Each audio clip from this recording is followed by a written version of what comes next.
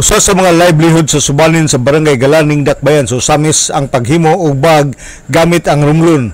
Niadtong adlaw Biyernes Pitsa 9 ni bulan sa Agosto 2024 ang subanin community sa Barangay Gala ang miduyog sa kasaulugan sa National Indigenous Peoples Day uban sa partner niini ang Department of Education.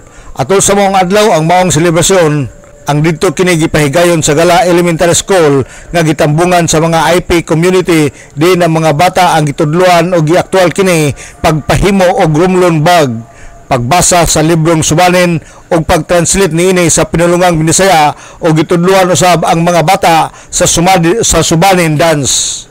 Ang among mga bata naman may livelihood project diri nga bag rumlon bag weaving mo to among gipa-aktual sila og patrabaho didto sa eskwelahan. Mga katong kabataan na mga subanin naghimo og bag didto sa eskwelahan. Book reading sa kuan sa subanin na may libro ang subanin mo tong pa-contest sila og pabasa zaon pagbasa sa subanin language. Si Myrna Gumimod Martir ang IPMR sa Barangay Gala. Sa pagkakaroon dunay mga bata nga anak sa tribong subanin ang dili makabao sa ilang pinulungan. Tinguha karon ni Myrna Gumimod Martir ang IPMR sa Barangay Gala nga matudluan ang mga bata aron mapreserbar ang kulturang subanin.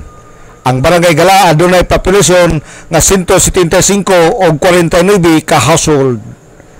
Alang sa DXDD Radio Campana, ang radyo sa simbahan, W45 Dudong Barkamento, Danag sa Dakbayan.